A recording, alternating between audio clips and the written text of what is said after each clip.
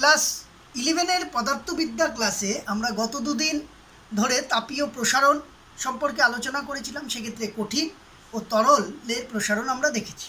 আজকে আমরা গ্যাসের তাপীয় প্রসারণ সম্পর্কে আলোচনা করব। তো তরলের মতোই গ্যাসেরও কি হয়, নিজস্ব কোনো আকার বা আকৃতি নেই। তাই গ্যাসের ক্ষেত্রেও দৈর্ঘ্য প্রসারণ গুণাঙ্ক বা ক্ষেত্র প্রসারণ গুণাঙ্ক আমরা দেখতে পাই না। তরলের মতো গ্যাসকেও কোনো একটা নির্দিষ্ট পাত্রে গ্যাস নিয়ে তাকে উত্তপ্ত করতে হয়, ফলে পাত্র ও গ্যাস উভয়ই প্রসারিত হয়। কিন্তু গ্যাসের প্রসারণটা পাত্রের তুলনায় বহুগুণ, very much of greater than পাত্রের প্রসারণ। তাই এক্ষেত্রে পাত্রের প্রসারণকে সর্বদাই নগণ্য ধরা হয়। তরলের ক্ষেত্রে যেমন পাত্রের প্রসারণকে আমরা নগণ্য ধরতেও পারতাম, আবার প্রসারণকে ধরে নিয়েও ক্যালকুলেশন করতে পারতাম। তাই তরলের ক্ষেত্রে আপাত প্রসারণ দেখা যায়, কিন্তু গ্যাসের ক্ষেত্রে কোনো আপাত প্রসারণ দেখা যায় না। তাই গ্যাসের কোনো আপাত প্রসারণ গুণাঙ্ক নেই। বুঝতে পারলাম? তো গ্যাসের ক্ষেত্রে কি হয়, গ্যাসকে যদি আমরা উত্তপ্ত করি তাহলে আমরা জানি গ্যাসকে যদি উত্তপ্ত করি তাহলে তার আয়তন বৃদ্ধি পায়, আবার চাপও বৃদ্ধি পায়। আবার চাপ আয়তন পরস্পর সম্পর্কযুক্ত। তাই কোনো একটাকে উত্তপ্ত করবার সঙ্গে চাপ ও আয়তন এদের নিজেরা সম্পর্কিত হওয়ার জন্য কোনো একটা নির্দিষ্ট পরিমাপ আমরা করতে পারি না যে উষ্ণতা বৃদ্ধির জন্য আয়তন বা চাপ কতটা পরিবর্তিত হয়। এই যে চাপ, উষ্ণতা ও চাপের সঙ্গে গ্যাসের যে আয়তন পরিবর্তন, এগুলোকে গ্যাসের সূত্র বলে, যেগুলো আমরা ক্লাস 10-এও পড়েছি গ্যাসের ধর্মের ক্ষেত্রে। সেগুলো একটু দেখে নিই। বয়েলের সূত্র কি বলছিল? টি স্থির, যখন উষ্ণতা স্থির থাকে তখন গ্যাসের আয়তন তার চাপের সঙ্গে ব্যস্তানুপাতে পরিবর্তিত হয়। চার্লসের সূত্রের পরম উষ্ণতা সাপেক্ষে যে চার্লসের সূত্র ছিল, সেখানে পি স্থির ছিল। পি যদি স্থির থাকে আমরা জানি ভি প্রপোর্শনাল টু টি। রেনুর সূত্র বা চাপের সূত্র, তিনটা সূত্র আমরা জেনেছিলাম। চাপের সূত্র বা রেনুর সূত্র কি ছিল? তখন আয়তন স্থির, ভি স্থির। আয়তন স্থির থাকলে চাপ পরম উষ্ণতার সঙ্গে সমানুপাতিক। এই সূত্রগুলো আমরা জেনেছিলাম। আর কি এই ক্ষেত্রে আমরা কতগুলি লেখচিত্র দেখব, যে বয়েলের সূত্রে পি ভার্সেস 1/v পিভি লেখচিত্র কি হবে তাহলে? পি কে এক্স অক্ষ, ভি কে ওয়াই অক্ষ ধরলে পিভি লেখচিত্র আয়ত সম পরাবৃত্ত হয়। এবার উষ্ণতা এটা T2 এটা T1 হলে, যেহেতু উষ্ণতা বেশি, তার মানে চাপ আয়তন দুটাই বাড়বে, তাহলে T2 গ্রেটার দেন T1 হবে। আর কি জানি? 1/v ভার্সেস পি লেখচিত্র কি হবে? মূল বিন্দুগামী সরল রেখা হবে। এটা যদি T1 এটা যদি T2 হয়, তাহলে দেখো আমরা যদি এখানে ধরে নিই যে আয়তনটা স্থির, তাহলে এটা হচ্ছে P1, এটা P2। এখান থেকে আমরা কি দেখতে পাচ্ছি? P2 গ্রেটার দেন P1, আবার P প্রপোর্শনাল টু T, তাহলে T2 গ্রেটার দেন T1 হবে। আবার আরেকটা লেখচিত্র এখান থেকে থাকতে পারে, পিভি ভার্সেস ভি লেখচিত্র। ভি অক্ষের সমান্তরাল, উষ্ণতা বেশি হলে পিভি এর গুণফল বেশি হবে, তাহলে T2 গ্রেটার দেন T1। একই রকমভাবে আমরা পি ভার্সেস পিভি করতে পারি, সেম আসবে T2/T1। এই লেখচিত্রগুলো তোমরা দেখে নেবে। এটাকে আবার ভি ভার্সেস 1/v লিখতে পারি। এই হচ্ছে বয়েলের সূত্রের লেখচিত্র। এবার চার্লসের সূত্রটা দেখি। চার্লসের সূত্র আমরা কি জানি? ভিটি, টি ডিগ্রি সেলসিয়াসে যদি হয়, V0 × 1 + T/273, তাহলে এখান থেকে যদি করি V0/273T + V0, তাহলে এটা একটা সরল রেখার সমীকরণ যা মূলবিন্দুগামী নয়। এরকম টি ডিগ্রি সেলসিয়াস এটা যদি ভি হয় তাহলে লেখচিত্রটা এইভাবে যাবে। এইটা হচ্ছে -273 ডিগ্রি সেলসিয়াস পরম শূন্য উষ্ণতা, যেখানে আয়তনের মান 0, যেখানে এক্স অক্ষকে ছেদ করবে। আরেকটা যদি লেখচিত্রটা নিই, আরেকটা লেখচিত্র পরম শূন্য উষ্ণতাই আসবে।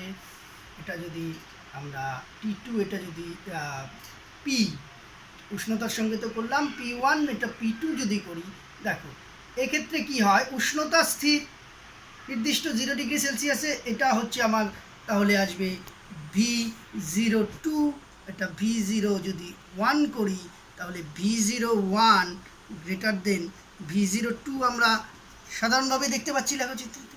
এবার চাপ কি হচ্ছে, আয়তনের ব্যস্তানুপাতিক, তাহলে P1 আর P2 চাপে ছিল, তাহলে এটা ব্যস্তানুপাতিক হয়। আবার পরম উষ্ণতার সঙ্গে আমরা জানি V proportional to T, V equal to KT, তাহলে এটা মূলবিন্দুগামী সরল রেখা হবে।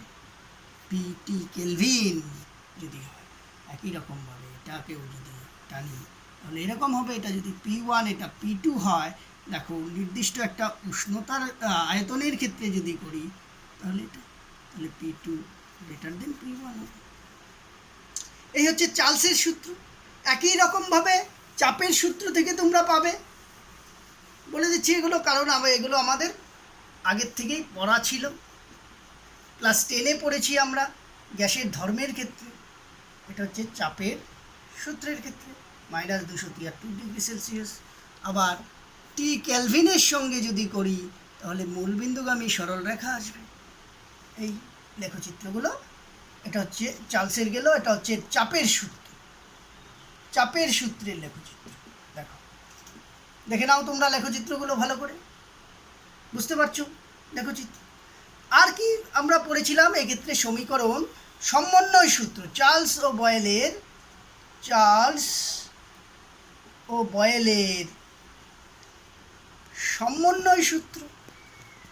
সমন্বয় সূত্র কি ছিল, পিভি ইকুয়াল টু NRT পড়েছিলাম। এন কি, মোল সংখ্যা। এবার মোল সংখ্যা মানে কি, মোল সংখ্যা মানে পদার্থের ভর বাই আণবিক গুরুত্ব, আণবিক গুরুত্ব।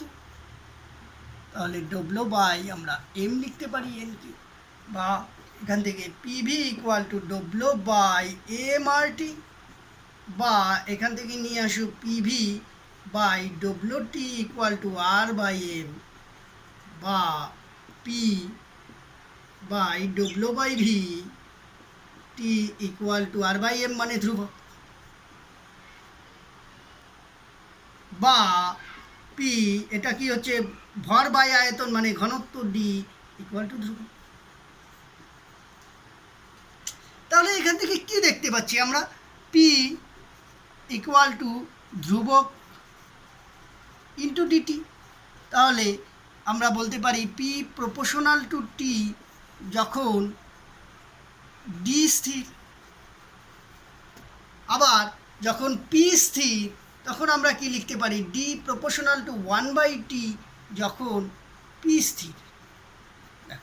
তাহলে ঘনত্ব উষ্ণতার সঙ্গে ব্যস্তানুপাতিক যখন চাপ স্থির, আর চাপ উষ্ণতার সঙ্গে সমানুপাতিক। এইগুলো আমরা দেখতে পারি। এই হচ্ছে আমার সমন্বয় সূত্র। এগুলো ক্লাস 10-এ আলোচনা করেছিলাম, আবার আলোচনা করে দিলাম তোমাদের সুবিধার্থে। এবার প্রসারণ। এবার গ্যাসকে যখন আমরা উত্তপ্ত করব কি হবে, চাপ আয়তন উভয়ই প্রসারিত হয়। এই জন্য কোনো একটাকে স্থির ধরে নিয়ে গ্যাস ধরি 0 ডিগ্রি সেলসিয়াস উষ্ণতায় কোনো গ্যাসের চাপ P0, আয়তন V0।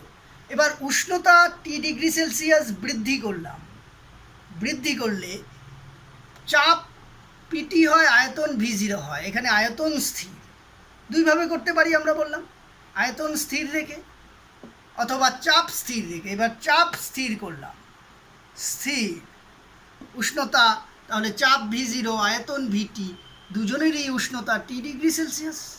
সুতরাং বয়েলের সূত্রানুসারে, বয়েলের সূত্র থেকে পাই বয়েলের সূত্র থেকে আমরা কি পাই, PT into V zero equal to P zero into VT, বা পিটি মানে পি জিরো ইন্টু ওই প্রসারণ গুণাঙ্কের সূত্র পি জিরো ওয়ান প্লাস চাপ বৃদ্ধি হচ্ছে তাহলে আয়তন স্থির V into T minus zero into V zero equal to P zero. এবার আয়তনটা পরিবর্তিত হচ্ছে তাহলে V zero one plus gamma P স্থির টি মাইনাস জিরো, বা P zero V zero P zero V zero cancel, one plus gamma T one plus gamma V T equal to one plus gamma P T, বা gamma V, বা উপরে লিখছি gamma V equal to gamma P. এদের মানটা আবার মনে রাখবে 1/273। যে কোনো গ্যাসের ক্ষেত্রে এই মানটা স্থির, এটা হচ্ছে তরলের থেকে আলাদা। বিভিন্ন তরলের ক্ষেত্রে প্রসারণ গুণাঙ্কটা বিভিন্ন হতো, কিন্তু গ্যাসের ক্ষেত্রে নির্দিষ্ট। তার মানে আমরা বলতে পারি gamma V by gamma P equal to 1।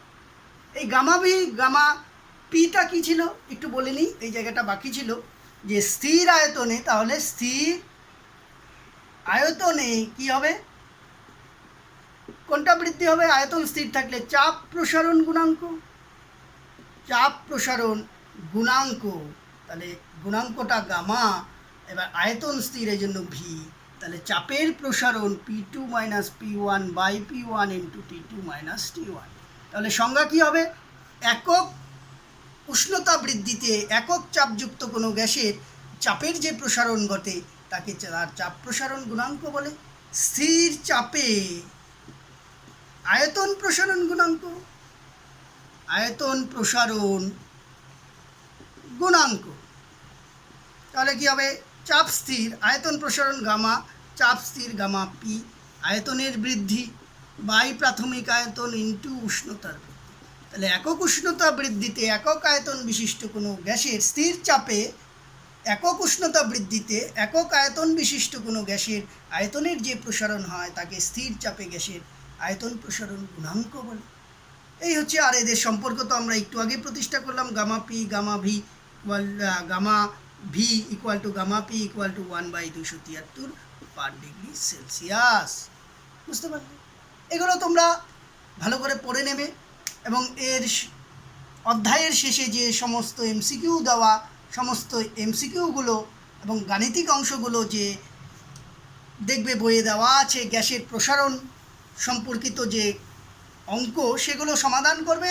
Class 10-এর সূত্রগুলো তোমাদের আবার মনে রাখতে হবে, P1 V1 equal to P2 V2 দিয়ে অঙ্ক আসবে, V1 by T1 equal to V2 by T2, আবার লিখে দিচ্ছি তোমাদের সুবিধার্থে, P1 by T1 equal to P2 by T2, এগুলো লাগবে। P1 V1 by T1 equal to P2 V2 by T2, এগুলো দিয়ে লাগবে, আর গামা দিয়ে তো লাগবেই। ঠিক আছে, আজকে এই পর্যন্ত থাকবে, এগুলো তোমরা সমাধান করো। পরবর্তী ক্লাসে আমরা ক্যালোরিমিতি সম্পর্কে আলোচনা করব।